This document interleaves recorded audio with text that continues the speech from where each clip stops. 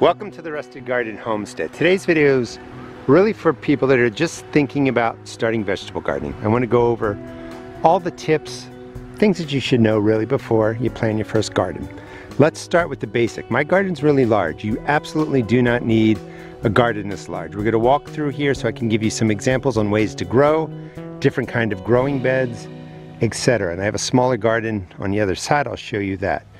First thing I want you to think about is sunlight. You're going to hear a lot about plants needing 8 hours of sun. You'll see questions, well, can you grow anything in 6 hours of sun? Can it be a little bit of sun in a day, more sun in the afternoon? And it gets a little bit confusing. You definitely want to make sure that the earth that you're planting in gets 8 hours of sun. And the way that you figure that out is you come out really probably 10 a.m., mark out the space that you want to grow in, look at it, is it getting sun? Come out 2 hours later, is it getting sun? Come out 2 hours later, is it getting sun? Come out 2 hours later, is it getting sun? If it's getting coverage for at least 8 hours, you can grow just about anything in your garden, and you really want to start with that.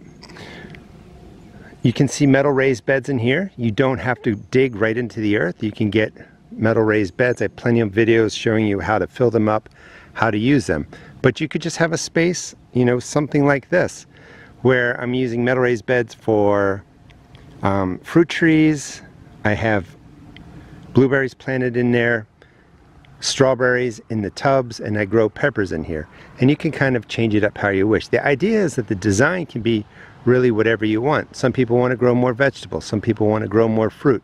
You don't need necessarily a large space. Believe it or not, that's not an apple tree. We have nectarines and we have dwarf plum trees in here. By dwarf trees, you can grow them right in your garden.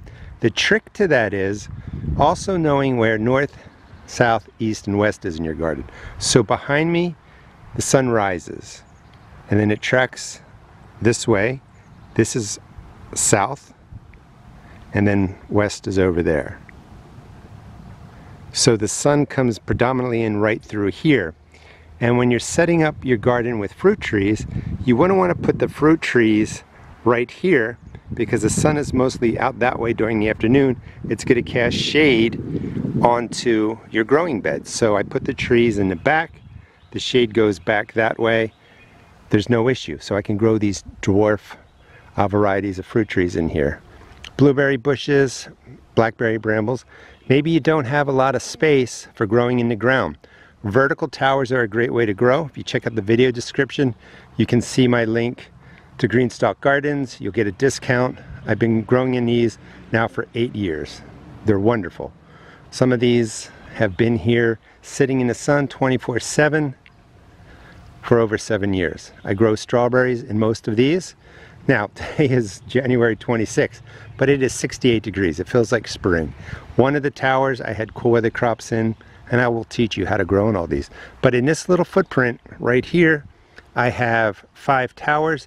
It can provide a lot of greens, peppers, fruit, strawberries, lettuces, all kinds of different vegetables and fruits, and you can even put flowers in here, and it's going to work. Moving into this space, you can see basic raised beds. You can build them framed out of wood, of course. You saw the metal ones, they're a little bit more expensive, but they are going to last for years and years, like 10, 15, 20 years. Wood's good for about 5 to 10 years, depending on what kind of wood you use. The tip for growing in raised beds that you build, you don't want them to be more than 4 feet wide, because your arms are 2 feet wide, so you can reach in from both sides, work the ground, get your plants in, tend to it. So you can go, 4 feet by 8 feet, which is what this is. I think 3 of these is plenty for somebody just getting started. 4 of them is enough for a family of 4. You can really pack all kinds of different plants into there. For instance, again, the sun is predominantly over there, and I get more than 8 hours, so the shade is going to go this way. I would put the taller tomato plants here. I could do 1 tomato, 2 tomato plants. Then I could put in 4 to 6 pepper plants, and then I could grow maybe some zucchini or squash down there. Those are warm weather crops. They would come in really here in the middle of May, but I could also use this space for cool weather crops, putting in kale, lettuce, broccoli, radishes, turnips. So there's a lot of different things you can do, but for today I just want to talk about the basic setup you know, for the beds. So you want 8 hours of sun. You can decide on the number of beds, the kind of beds that you want. You know, a good size if you have to fence it in. My fencing has wire in there that keeps the rabbits out. If you have problems with deer, with rabbits, you are going to want some sort of fencing. And again, if you're just getting started, I think maybe 20 feet by 20 feet is plenty. You can fit in several of these type of beds that you see now. You can, again, it'll be fenced, it'll keep the rabbits from getting in there. Trellising is a whole different video. I have plenty of videos on that. If you want to subscribe and follow me, I'll be talking about that. These are just options. Now, even though it's 68 degrees today, we had an 8-degree day several days ago. So a deep freeze came in here. I'll be cleaning up, pulling out my cool weather crops. They do pretty good even when it's in the 20s, but when that deep freeze comes, there's a little bit of an issue. I'm going to clean this all up and I'll be ready for planting come spring. You could set something up like this. Metal raised beds just in a little grouping. And I think you kind of get the idea. You don't need all this space. I even dropped a fruit tree in here because I had extra space. That's a dwarf apple. I'm going to be growing cucumber plants up there. And just give you a look from this side. The whole key is to pick the space that is the best in your yard. 8 hours or more of sun. Sometimes people are worried that they have clay soil. You do not need to go and fix the soil down to depth, like 2 feet down. You can actually grow just right on top of clay soil with a no-dig method. I can teach you how to do that. So you don't need to over-worry about your soil. You don't have to over-worry about doing soil tests or anything like that. If the space that you pick has grass and weeds and flowers and other things growing, it's going to be fine for the first year. And you slowly build the soil over time. And that's a great way to save money, where you don't have to feel like you have to go in and make this perfect, beautiful soil to grow plants. You don't. You just kind of have to get started. So you're picking the area that has the most sun. Sometimes you might be on a little bit of a slope. If you're on a slope, that's okay. You're going to have to, you know, you can grow on a slope that's slight. If it's really big, you have to build the raised beds in a different way and bring soil in. But a slight slope is all right. Drainage, we've had a lot of snow. This drains really well. The best way to think about drainage is if you have a big thunderstorm, rains hit your ground, if the water's gone in about an hour, the drainage is just fine. You don't want to be planting necessarily where the water sits for days. Usually you can tell because the soil smells. And again, I want people to understand you don't have to overthink the soil, the space. 8 hours of sun. When you're picking the space, when you have trees, make sure you take into account the leaves on the trees. So when you're doing that check every 2 hours, you want to make sure there's no shade coming in from the tree branches, because when the leaves come in, it's going to cause problems.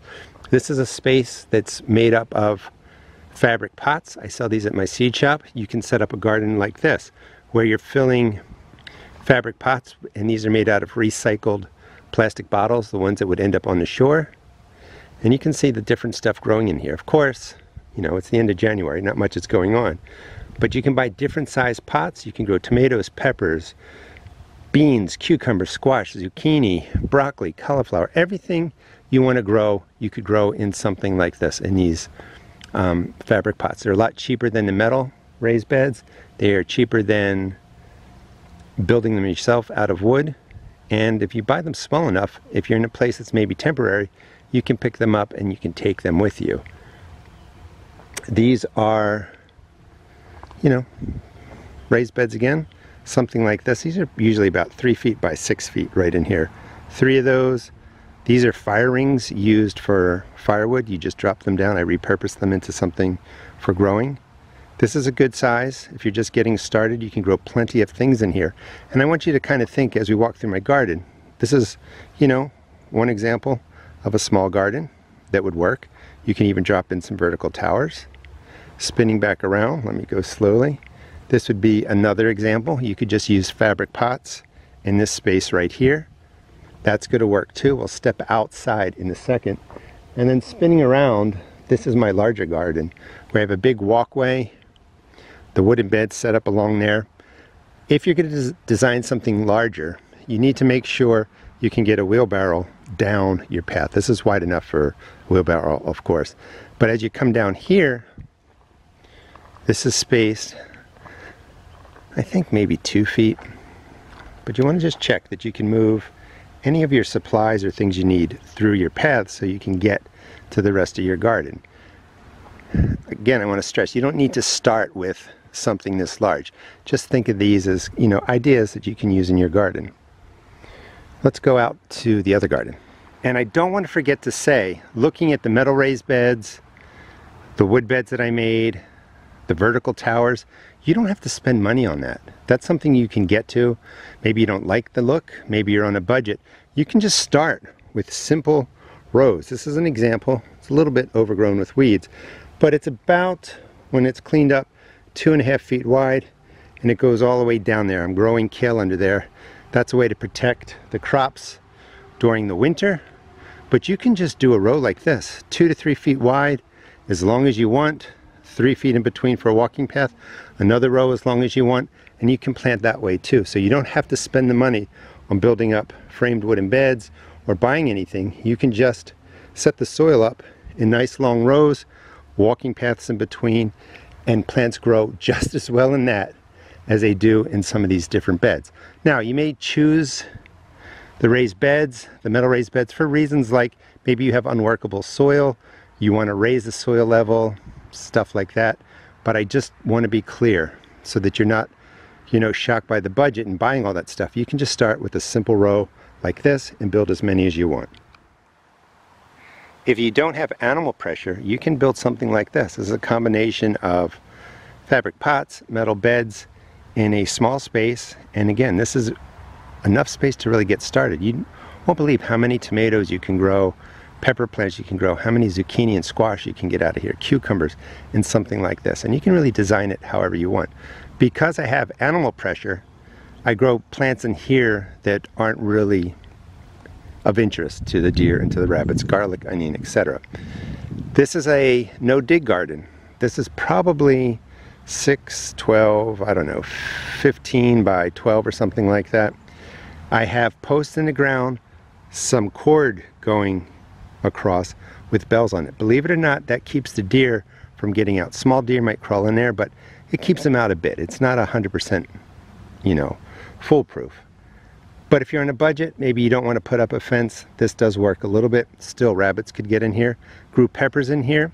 The no-dig garden is something I really like. You lay down cardboard, you put 4 or 6 inches of good quality soil in there, compost, and then you can plant right into that. And then you just add more compost over time to your no-dig bed, and you didn't even have to turn it. You could have some rocky soil under there, you could have some clay soil in there, but the plants are using that top 2, 4, 6, 8 inches, and the roots will grow into anything really. So the plants are going to be okay. I grow potatoes in here. These are the remains of some pepper plants that you see. Another combination of metal beds and fabric pots. Again, I want to point out there are no wooden beds in here, no raised beds, no metal beds. You can just grow in the earth. These are my potato rows. You can see them a little bit, like right in there, and then there's a walking path. When this is up and going, it's beautiful. You don't have to spend a lot of money. I'm just using basic boards right there to walk through to tend the peppers on the left. Those are artichoke remains you see in the front. And then, like I said, I was growing potatoes in here. But you don't have to overspend on the fabric pots, the metal raised beds, the wooden beds, the vertical towers. You can just grow right in the earth.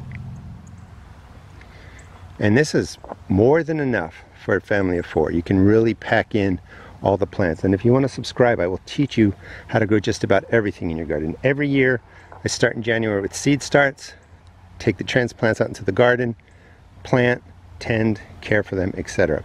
Just did a video on this space here. Let's pick this up. This is a quick way to get ready for the spring. This was a 4 foot by 4 foot space. Put down 2 layers of cardboard, 4 to 6 inches of cheap soil. It could be soil from around your yard. Some bag stuff you buy. Don't buy potting mix, it's way too expensive. Just buy the cheap stuff. Some compost I have, set it on here. I'll come back to this end of April, beginning of May, get it set up. I'll put transplants into here. It's a real easy way to kind of get your bed started. Probably the biggest thing I would say to people that are just getting started is to compost. We tend to get more excited about getting out into the garden, figuring out what we want to grow, and we forget about composting. This is truly organic gardening. Buying all labeled packaged stuff or whatever is really expensive. It's not really organic gardening. Yes, the products are organic, but compost. What do I mean by that? This is just leaves and grass in a pen. This is for dogs that I got off of Amazon. Built some different things. You can check out my channel for more information on that. But if you have the space, before you even start your garden, I recommend just building a 4-foot by 4-foot pen. Whatever leaves you have from around your property right now, throw them in there. This could be ready in a year, maybe 2 years, but get started now, because if you love gardening, you're going to need this kind of stuff to really have your garden thrive. You know, you can't have a garden's not going to thrive off of organic granular fertilizer. You have to put in organic matter. You have to put in compost. This is my compost that's pretty much finished up. I've been using it over the fall. I'm almost done, but I have it growing in other places. And I understand if you don't have space, you know, you can't get composting right away. But if you do, build the pen first. 4 posts, 4 feet apart, some fencing around there, and just throw in leaves, grass clippings, etc. Finally, this is a garden that I repurposed from fencing that I found in my wooded area when I moved here. It's actually about 18 feet by 18 feet. And in here you can fit a 4-foot by 4-foot raised bed, 4 by 6, 2 4x4s, some fabric pots, still space. That's a little compost area that I'll probably be moving out now. I don't need it anymore. But this is plenty of space. This kind of fence, of course, has holes in it. You can put chicken wire along there, keep the rabbits out. Deer could still jump in here, but the tip for deer is they don't want to jump from here and then land on something like this and break a leg. So if you put your beds up against here, you have different supports. I use this for cucumbers, different things for trellising. The deer aren't going to bother with it. You know, if they're super starving, yeah, maybe. Otherwise, they're not going to want to jump over this, just like a person's not going to want to jump over it. I think this is a nice design for somebody just getting started. 18 feet by 18 feet, that's just how the, you know, the fencing was, but 20 by 20 is perfect. You could fit in another 4 by 6 raised bed right there, another one right in there, plenty of growing room. So when you're thinking about starting a garden, you want to know where north is, east, south, west is over there to the left, and that's going to be how you figure out where you want your garden to be. And the reason I want to stress the sunlight, the placement, is because once you build it, once you set it up, you can take care of the soil, you can take care of the beds, you can change designs. But if you put in a fence, you get everything set up, it's really hard to move your entire garden. So spend the time really picking a place that gets 8+ hours of sun, know where the sun rises, where the sun sets, because, again, behind me and over to here is where the sun sits for most of the afternoon, and I know the shadows cast that way. So that allows me to figure out where I might want to put in fruit trees, where I want to put in my taller plants so they don't shade out the other parts of the garden. Thanks so much for watching. If you have questions about starting a garden, please just leave it in the comments. I'll get back to you. And please follow me. I will teach you how to grow food and how to take care of an entire garden. And check out my seed shop at therustedgarden.com. Thanks for watching.